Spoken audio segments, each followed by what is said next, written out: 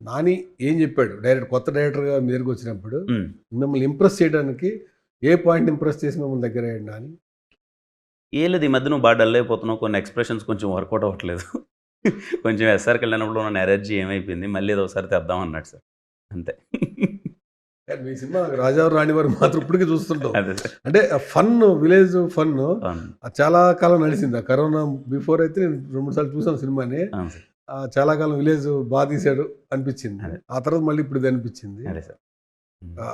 అది మీరు క్యారీ బా ఎంజాయ్ చేస్తారు సార్. నేను కాన్ఫిడెంట్‌గా ఉన్నాను. మీరందరూ థియేటర్‌లో సినిమా కూర్చొని పర్టిక్యులర్ మనలో అందరూ చూస్తారు కదా! నాకు తెలుసుగా మనందరం. నాకెందుకో నమ్మకం ఉంది సార్. మీరందరూ బా నవ్వి అరే! బాగా కనెక్ట్ అయింది. బా చేశారు అనుకుంటారని నమ్మకం ఉంది సార్. ట్రైలర్‌లో ఇంకో డైలాగ్ కూడా ఉంది. హ్మ్. ఏంటది డైలాగులు ఈ మధ్యన ఎక్కువ చేస్తున్నామని అనుకుంటున్నారు అందరూను. ఆ! ఆళ్ళకెందుకు అవకాశం ఇవ్వడం నేనే చేస్తే పోద్ది కదా అని. ఆ! అలా ఎందుకు ఎందుకు పెట్టాలనిపించింది అది? రియలిస్టిక్ ఏమన్నా మీకు టచ్ అయిందా అట్లాగా? ఏది సార్ రిలేషన్? ట్రైలర్‌లో డైలాగ్ ఉంది కదా! ఆ! అందరూ నువ్వు ఎక్కువ చేస్తున్నావు అంటున్నారు. ఈ మధ్యన ఆడిట్ కింద నేనే చేస్తాను అంటున్నారు. అంటే బేసిక్‌గా క్యారెక్టరేషన్‌లో అత్తినా కూడా క్యారెక్టరైజేషన్ సార్. వాడు ఏం మాట్లాడుతూ ఉంటాడో కొంచెం ఉన్నదానికన్నా కొంచెం ఎక్స్‌ట్రాగా మాట్లాడేవాడే. వాడు ఒకానొక సిట్యుయేషన్‌లో ఏదో బిల్డప్‌కెళ్ళిపోయి పడిపోతాడు. అప్పుడు ఆ డైలాగ్ అందరూ నీకు ఎక్కువ అవుతుంది అంటున్నారురా! అయినా సరే ఏం చేద్దాం అంటే ఇంక అవే చేద్దాం అని. నాకనిపించింది చెప్తున్నాను కిరణ్. ఆ! సార్. మీరు ప్రీ రిలీజ్ ఈవెంట్‌లో అనుకోండి కొద్దిగా ఎమోషన్ అయ్యారు. మీరు ఆ! అంతా చెప్పి. ఆ! దాని గురించి ఎవరన్నా అన్నారా ఏంటి? దాని గురించి డైలాగ్ రాసుకున్నారా అనిపించింది నాకు. అంటే దాన్ని చాలా సేపు మాడారు. మీ మదర్ గురించి ఆ! అన్నీ ఆ! చెప్పి సార్. అంటే హ్మ్. మీరు ఎక్కడి నుంచి వచ్చారు? మీ బ్యాక్‌గ్రౌండ్ అంతా చెప్పారు. హ్మ్. అంటే నాకు అనిపించింది ఏదో అంటే మీ ఎమోషన్ అది కనిపించింది ఆ రోజు. అదే సార్. ఇప్పుడు సడెన్‌గా చూసి ఎవరైనా మిమ్మల్ని అలా కౌంటర్ చేసారా? కార్నర్ చేసారా అనిపించింది. ఏదో నా మీద ఎక్కువ జోకులుంటాయి సార్ సినిమాలో. నా పేరే దాంట్లో పేరే అబ్బవరం అని పెట్టాడు. కుమార్ అబ్బవరం అని. నా మీద ఎన్ని పడాలో అన్ని పడుతుంటాయి సార్. ఏవో కొంచెం అందరూ ఆడియన్స్ థియేటర్‌లో కూర్చున్నోళ్ళు రిలేటబుల్ ఫన్ అవ్వని గట్టిగా అని చెప్పి. నా ఇంట్రడక్షన్ కార్డే కొంచెం స్పెషల్‌గా ఉంటది సార్. ఆ! అలా ఏశారు. ఇంట్రడక్షన్ కార్డే కొంచెం మీకు ఆ ఇంట్రడక్షన్ పడేటప్పుడే కొంచెం ఫన్నీగా ఓహ్! ఈడిని ఇలా చేశారా అని నా మీద బయటేవో చిన్న చిన్నవి క్రేజీ ట్రోల్స్ ఏవో ఉంటాయి కదా సార్. వాటినే ఇంప్లిమెంట్ చేశా. అంటే సోషల్ మీడియాలో ఎక్కువ మీమ్స్ ఇవి పెరుగుతా ఉంటాయి. పెరుగుతుంది. మీకేమన్నా ఇబ్బందికరమైన అనిపించినాయా ఈ మధ్య సార్ కాలంలో? 1, 2 ఉంటాయి సార్ ఎప్పుడు. ఏదంటే కొంచెం ఇన్ఫర్మేషన్ రాంగ్ ఇచ్చే ఇన్ఫర్మేషన్ ఉంటాయి. బట్ అలాంటివి తప్ప మనకు కొంచెం ఏదైనా మన మీద ఫన్నీగా ఏసినా మనమే ఎంజాయ్ చేస్తాం సార్. అదేం పెద్ద ఏమి మన మీద ఏయకూడదు అన్నదేమి ఉండదు కదా సార్.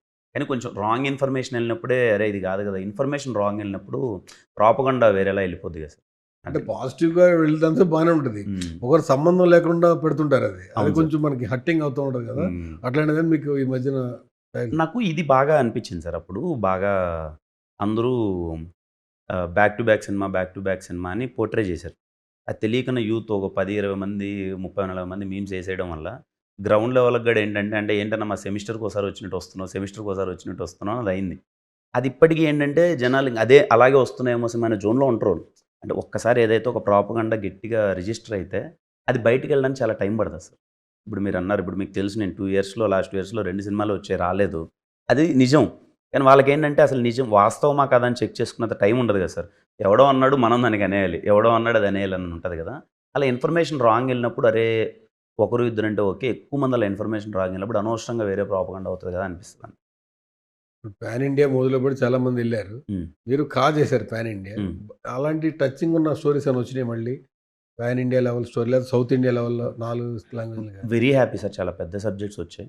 బాలీవుడ్ ప్రొడ్యూసర్స్ వచ్చారు. ఈవెన్ తమిళ్, మలయాళం ప్రొడ్యూసర్స్ వీళ్ళందరూ అప్రోచ్ అవుతున్నారు. స్కేల్ వైస్ కూడా చాలా పెద్ద సినిమాలే వస్తున్నాయి. బట్ నేనేంటంటే సార్ ఎందుకో నేను దేనికి స్టిక్ అయ్యానంటే, అరే కంగారులో పడి ఏదో ఇప్పుడు ప్రూవ్ చేసుకోవాలి. పెద్ద సినిమా చేసేయాలి. 100,00,00,000 కొట్టేయాలి. ఇంత బడ్జెట్‌లో కొట్టేసి లీగ్‌లోకి వెళ్ళిపోవాలనేది కాకుండా లెట్స్ ఎంజాయ్ ఫిల్మ్ మేకింగ్. తర్వాత ఎలాగో కుదరదేమో. తర్వాత ఎలాగో పెద్ద సెటప్‌లోకెళ్ళాలి. ఇప్పుడే ఏజ్‌లో ఉన్నాం. ఓ 30లో ఉన్నాం. ఇంకొక 3, 4 years very youthful subjects, very relatable subjects, కొంచెం దగ్గరయ్యే సబ్జెక్ట్స్ ఇలాంటివి చేద్దాం. రీజనబుల్ బడ్జెట్స్‌లో ఊరికే ఎక్కువ రిస్క్ 2 ఇయర్స్‌కి ఒక సినిమా, 1 ఇయర్‌కి ఒక సినిమా అలా కాకుండా అట్‌లీస్ట్ ఈ 3 ఇయర్స్ నాకు నేను ఫిల్మ్ మేకింగ్ ఎంజాయ్ చేద్దాం అనుకుంటున్నాను sir. Different kind of roles చేసి, డిఫరెంట్ కైండ్ ఆఫ్‌గా ఎక్స్‌ప్లోర్ చేద్దాం అనుకుంటున్నాను. అంటే కమింగ్ సినిమాలో డిఫరెంట్ జోనర్స్ అన్ని ఉంటాయి. Different genres. నెక్స్ట్ 5 ఫిల్మ్స్ ప్రతి ఒక్కటి డిఫరెంట్ జోనర్.